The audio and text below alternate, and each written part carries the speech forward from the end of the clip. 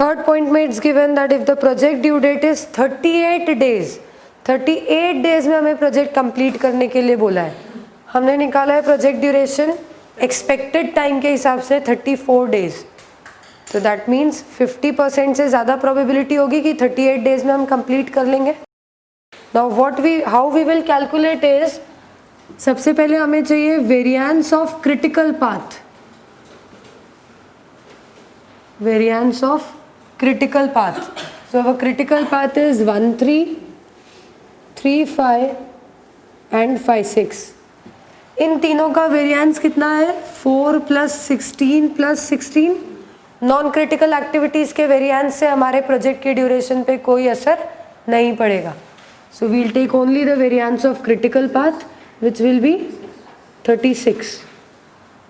So standard deviation of critical path will be under root of this variance, that is 6. ये आ गया हमारा standard deviation. Then we will find out the standard normal variate. Standard normal variate, which is given as TR minus TCP upon standard deviation. TR is the required time. Required time हमें दिया गया है 38 days minus TCP is critical path duration जो हमने calculate किया है as 34 days divided by standard deviation is 6. So 4 divided by 6 will be 0.67. ये आया है हमारा standard normal variate जिसको हम Z की तरह represent करते हैं. Now we'll have to check the value of this Z in the normal table. Normal table value of Z is equal to 0.67. So look at the normal table. 0.6 वाली जो रो है उसका 0.07 वाला कॉलम आपको देखना है.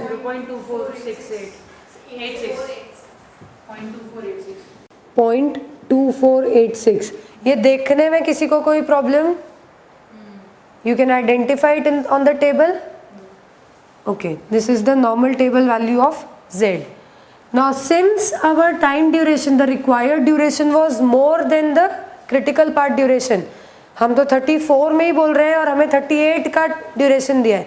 That means we have a higher probability. So we can say probability of completion of project in TR is equal to 38 days. This would be 50% plus this one. क्योंकि 34 से ज़्यादा हमें ड्यूरेशन दे रखा है, so we'll add. So this will be 0.5 plus 0.2486. That is 74.86%. 0.7486 or 74.86%. Any doubts? Next question. Question number 12. Write this and then again make the network diagram.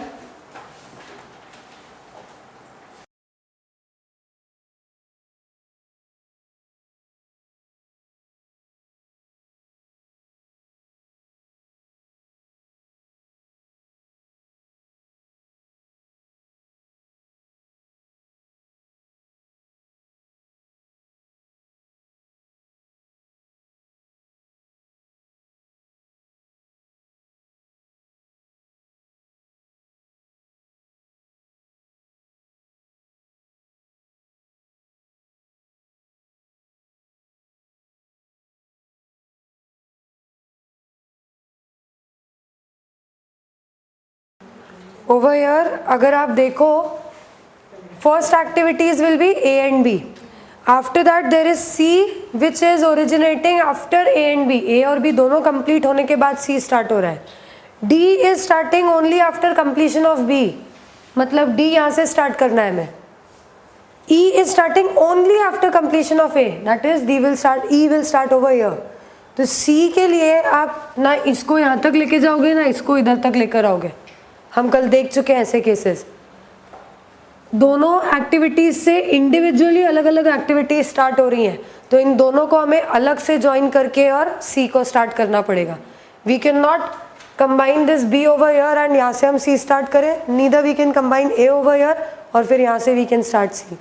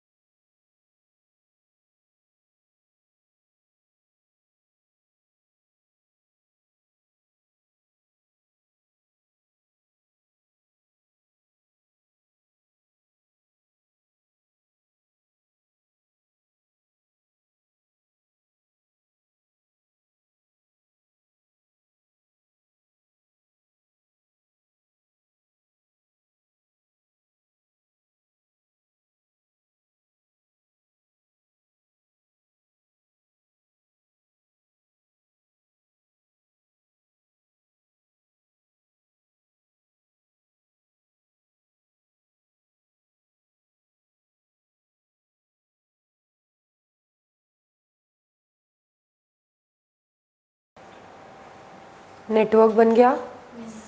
Network में कोई doubt? Again over here we'll have to use dummies. F के साथ D के combination पे we are starting H, F के साथ ई के combination पे वी आर स्टार्टिंग जी। अगर कहीं एक ही कॉम्बिनेशन होता तो हम शायद इसको ऐसे मर्ज करके एफ बना देते या इधर ऐसे लेके एफ बना देते, बट एफ एक जगह डी के साथ कंबाइन हो रहा है, दूसरी जगह ई के साथ कंबाइन हो रहा है। मतलब आप ऐसा बोल रहे हो दिस इज फाई, यहाँ से you are taking this F, ये ई आ रहा है। नो, वो जो हमने डमी बनाया है ना D3, हाँ, वो बना है as it is। और जो नीचे वाला 3 का D आ रहा है ना जो हमारा, हाँ, उसको हम ऊपर ले जाके 6 में मर्ज कर देते हैं। इसको ऊपर ले जाके 6 में मर्ज कर दे तो फिर तुम्हारा D3 रॉन्ग हो जाएगा। This will be wrong. What will happen is ये एफ आएगा, ये 6, आप बोल रहे हो 3 से डी ऐसा आ रहा है, हाँ समझ में। When you will take it over here तो डी भी आपका इधर जाके एंड हो गया 7 पे, तो जी के लिए प्रेडिसेसर्स हो गए आपके D, E and F.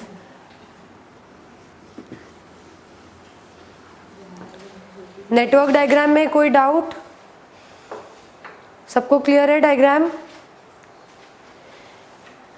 Now what all is asked, आपको सारे एक्टिविटीज़ का again optimistic, pessimistic, most likely वाला टाइम दिया हुआ है।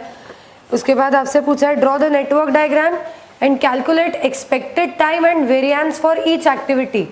अगेन जैसे हमने पहले वाले क्वेश्चन में किया वैसे ही इसमें भी हमें हर एक एक्टिविटी के लिए वेरिएंस और एक्सपेक्टेड टाइम निकालना है। Find out expected length of critical path and it's standard deviation, ये भी हम कर सकते हैं। एक्सपेक्टेड टाइम को नेटवर्क में हम जैसे ही पुट ऑन करेंगे हम क्रिटिकल पाथ इजीली आइडेंटिफाई कर पाएंगे। आफ्टर दैट हम उसका स्टैंडर्ड डिविएशन भी निकाल लेंगे। Find the probability that the launching will be completed in 27 days. अभी हमें 27 डेज का लिमिट दिया हुआ है, तो यहाँ तक बिल्कुल वैसा ही है जैसा हमने इसके पहले वाले क्वेश्चन में किया है। देयर इज नथिंग डिफरेंट, सिर्फ नेटवर्क डायग्राम थोड़ा अलग है, बाकी का the entire things are the same. Fourth point, find the duration which has 95% probability of completion. Third में हम प्रोबेबिलिटी फाइंड आउट कर रहे हैं, अभी इसके पहले क्वेश्चन में भी हमने प्रोबेबिलिटी फाइंड करी, from the number of days given we have found out the probability. अब वो लोग प्रोबेबिलिटी हमें दे रहे हैं, हमें उससे नंबर ऑफ डेज कैलकुलेट करना है।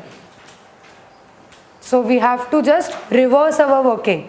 हमें अभी 95 की हेल्प से टेबल देख के हमें कॉलम और रो वाले फिगर्स आइडेंटिफाई करने पड़ेंगे, उल्टा वर्क करना है। अभी तक हम कॉलम और रोज देख के नॉर्मल वैल्यू का फाइंड करते हैं, अब नॉर्मल वैल्यू देख के हम कॉलम और रोज आइडेंटिफाई करेंगे और z निकालेंगे, नॉर्मल वेरिएट।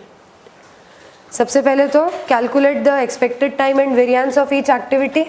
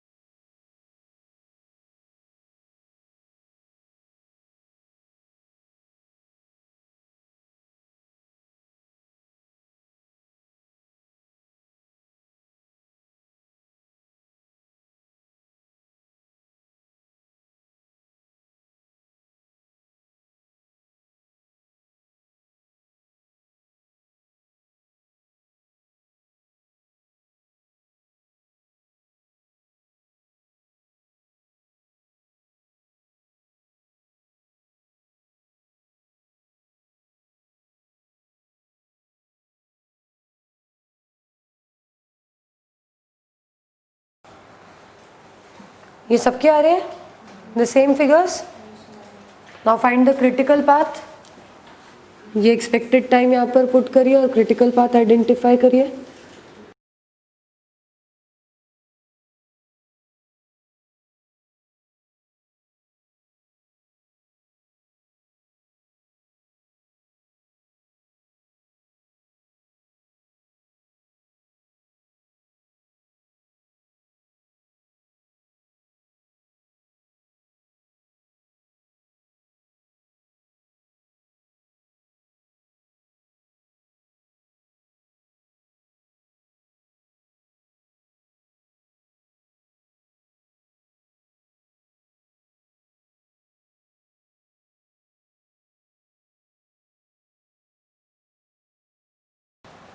ये है क्रिटिकल पाथ। या no, just total all the durations. So this will be a critical activity.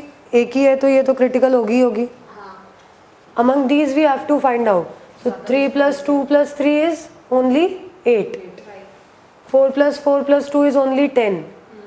If you go for 3 like from here, ये दोनों ऐसे आ रहे हैं ना, इन दोनों में से this is bigger, so this should be on the critical path. See this is wrong, ये नहीं होगा, ऊपर वाला होगा।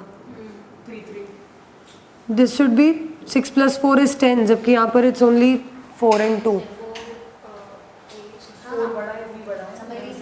And among these 3 is bigger, that's why this.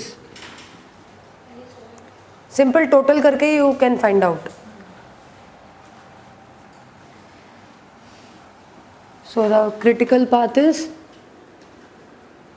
B, D2, C, F, D3, G and I with a total duration of 10, 14 and 3, 17, 27 days। ये clear है? यहाँ तक कोई doubt? Then we have to find out standard deviation of critical path. So first we will find out variance of critical path.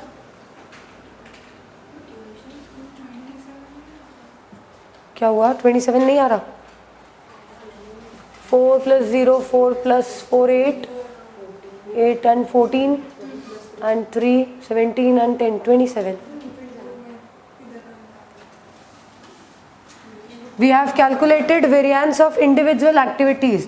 उनमें से हमारे critical path पे फॉल होने वाली critical activities are B, C, F, G and I. These are the critical activities. So first we will find out variance of critical path, that is 0.11 plus 2.78 plus 4 plus 0.11 plus 0. 7. So the standard deviation of critical path will be 2.65 under root of V.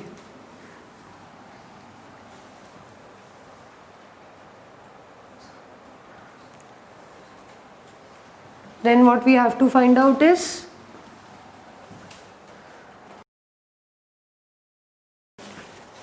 Launching अगर हमें 27 days में करनी है तो उसकी probability क्या, कुछ find करने की ज़रूरत ही नहीं है.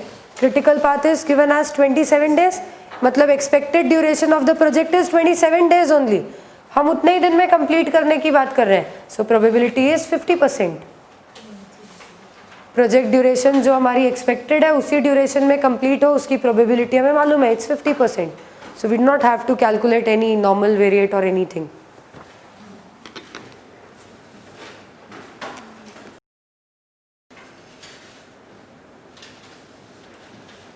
Required duration is equal to 27 days. Project duration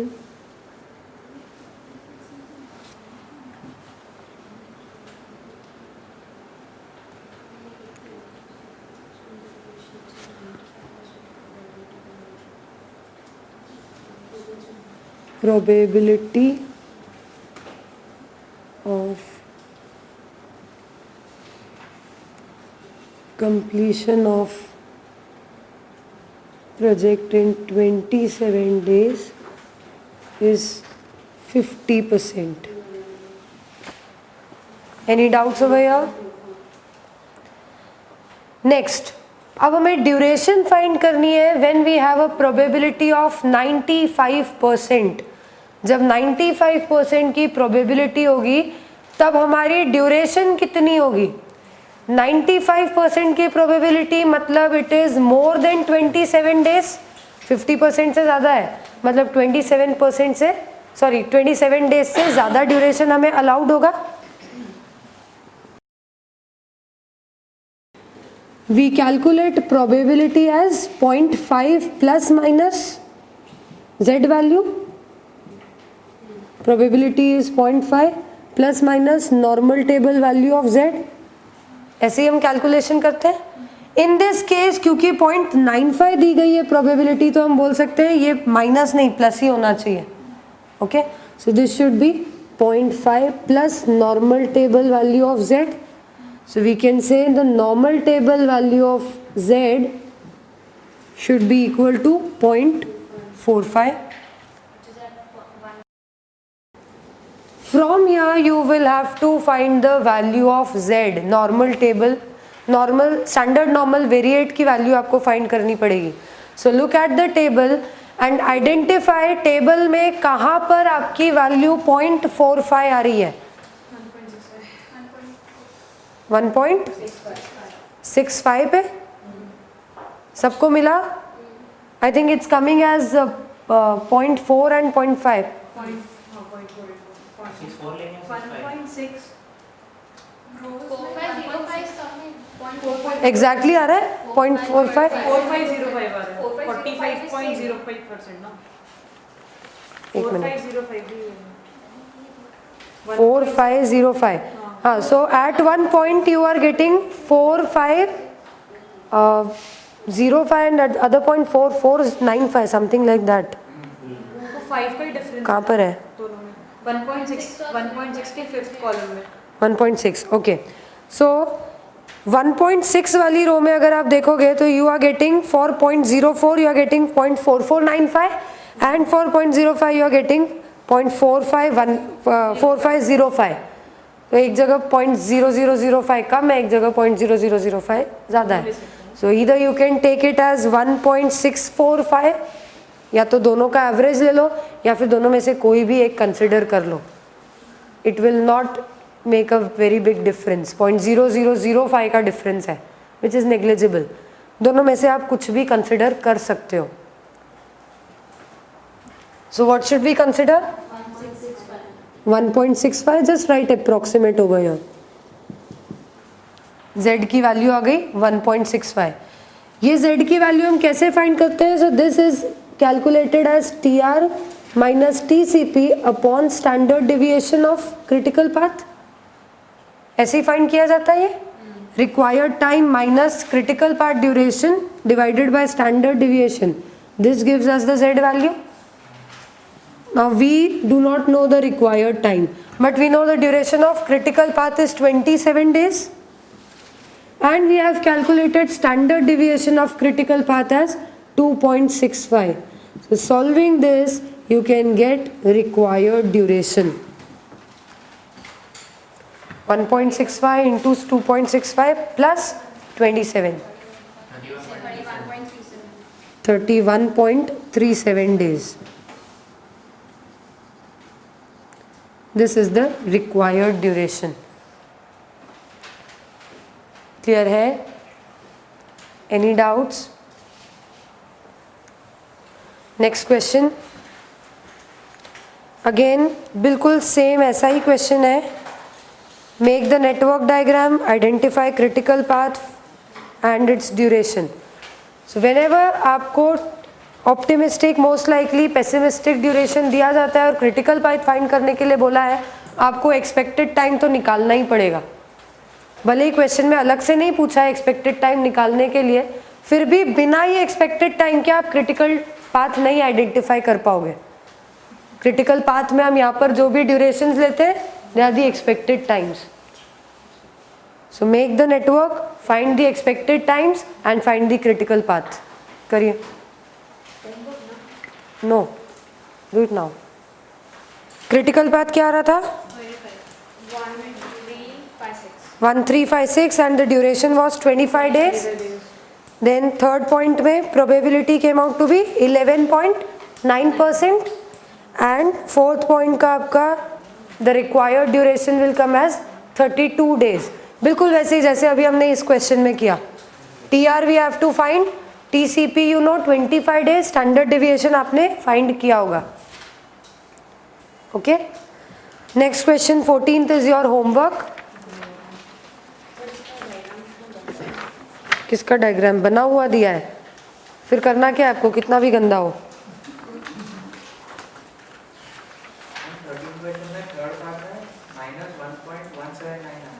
क्या चीज माइनस क्या आया? 1.179 स्टैंडर्ड नॉर्मल वेरिएट z की वैल्यू. हाँ हाँ, तो उसको 0.5 माइनस करके निकालोगे आप.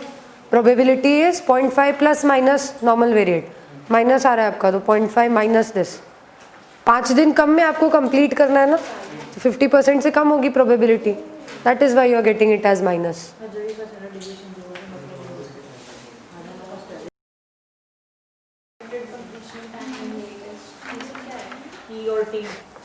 E and L values, no T. Each event का completion time and yeah. किसका? 13 का फोर्थ का आंसर इज 32 days.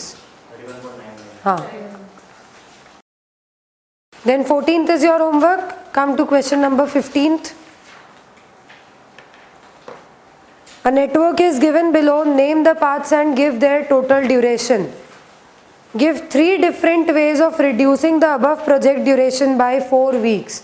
नेटवर्क दिया हुआ है आपको उसके पाथ्स नेम करने हैं और उनका टोटल ड्यूरेशन बताना है. इतना तो आप लोग कर लो. Note down all the paths and find their durations.